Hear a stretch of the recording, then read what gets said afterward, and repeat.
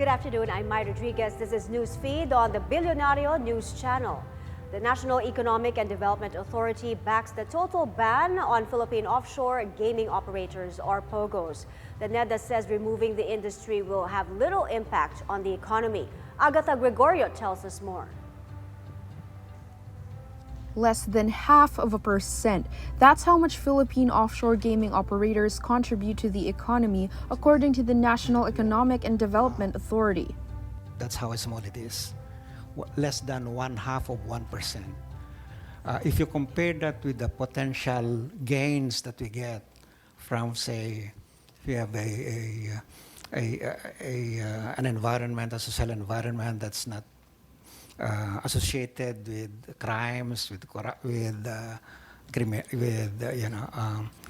all this reputational risk, we could actually the gains of the economy could be much higher. NEDA Secretary Arsenio Balisacan says the gross domestic product could be cut by 0.5 to 0.8% should China choose to ban travel of Chinese tourists to the Philippines due to links to POGOs. At the same public hearing on the state of the economy, Balisacan said that food inflation declined to 6.5% in June from 8% in 2023. Things are also looking up for the job market as the unemployment rate was at 4.6% in 2023, lower than the target of 5.3 to 6.4%. However, the country's debt is expected to increase by over 2 trillion pesos in 2025, with a projection of more than 17 trillion due to budget deficit. But for the Finance Department, the national government debt remains sustainable and will decrease by more than 3 percentage points in 2028. The benchmark for developing countries like us is something like 70%, no? 70, of GDP. So we are quite way below the radar. That's why IMF is not looking at us, because we're in good, We have good fiscal management, I should say. Senator Mig Zubiri also moved to have a technical working group to consolidate bills meant to streamline the tasks of the government's economic planning agency. Agatha Gregorio, Bilyonaryo News Channel. The province of Cavite has declared a state of calamity in its coastal towns Bacoor, Cavite, Noveleta, Rosario, Tanza, Naik, Maragondon, and Ternate. Cavite Governor John Rick Remulla says these areas are now affected by the oil spill from the sunken MT Terra Nova in Limay, Bataan. Remulla received reports that bunker fuel settled on the seabed, affecting the shellfish industry. A no-catch, no-sell zone will be in place in those said areas. For now, responders are using dishwashing detergent to wash off the oil, but authorities are coordinating with the Coast Guard for proper oil dispersants. Remulla adds around 25,000 relief packs are also scheduled to be released for affected fisherfolks. As the Philippine Coast Guard continues to assure the public that the Limay oil spill has already been contained and poses no further threat, Greenpeace Philippines monitored that the spill has already reached Manila Bay off Roxas Boulevard, as shown in these photos taken by Greenpeace yesterday. Joining us now on the line is Khevin Yu, climate campaigner of Greenpeace Philippines. Hi, Kevin. Good afternoon. Good afternoon, Miles. Thank you for having us. What is the real situation now based on your monitoring? Yeah, so yesterday we were actually monitoring the forecast provided by the Marine Science Institute, which they stated with their data that the coastline of Cavite and including Manila Bay will have oil reach their shoreline. So we were on standby the whole day yesterday, and then we were able to see some possible images of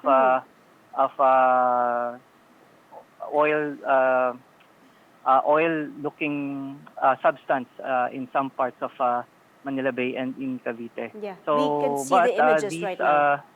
These images needs to be confirmed, of course, through proper water testing, and we call on the LGs to have proper safety protocols for the residents in Manila. Right. What is the extent then of the oil spill's effect in Manila Bay? As of now, there's no we only seen the images in those areas, particularly in Manila Bay and in Navotas, and now we have seen actual accounts on the uh, cities and provinces in Cavite, where that's why it's probably the cause of the state of calamity in that area. But the coastline needs to be closely monitored as of the moment because the data has been suggesting that this will continue in the next few days. Yes. Has Greenpeace Philippines talked to the people on the ground and the residents themselves who are affected, and what are they saying? Yeah, so when we were there 2 days ago in Cavite, mostly the community there are fisher folks, so they are worried about the possible fish ban in their area, and also the possible impact on the fish catch that they will acquire in the next few days, because possible fish ban will, of course, impede them from continuing with their livelihood. And of course, we also learned that guidance in terms of responding to oil spills have not been yet provided by the LG. So they don't know what to do. So that is why it is important that the people are informed in those locations. So, Kevin, from the coastal towns of Cavite to possibly off Manila Bay, where is this oil slick headed? Have you consulted experts on their projections, and what is their assessment? So, Miles, currently what we have right now that is publicly accessible is the data from the Marine Science Institute. So it seems that the forecast has some delay in effect in terms of its arrival in Manila Bay. So like yesterday, it was expected to arrive around 1 a.m. based on those their research, but there's still no solid sightings in the area. But in Cavite, it's really quite clear that there are some sightings already. But so we need to wait for further data to be provided, and we hope that water testing is already done, because that's something that would really confirm, no? If the images that we've seen in Manila Bay and in Navotas are indeed oil that came from MV Terra Nova. So, but what we know right now is that the water testing is only done in Bataan, in Limay. So data were already provided, which triggered them to issue a fish ban, because it's beyond safety levels, especially in parts of Limay, Yes. Bataan. But in Cavite and in Manila Bay, we don't know. We still don't have those information. Right. So I think it's one of the things that needs to be done by PCG, the LGU, of course, DNR as well, and including DOH. Right. Okay, thank you for your time, Kevin. Thanks for talking to us. That was Khevin Yu, climate campaigner of Greenpeace Philippines.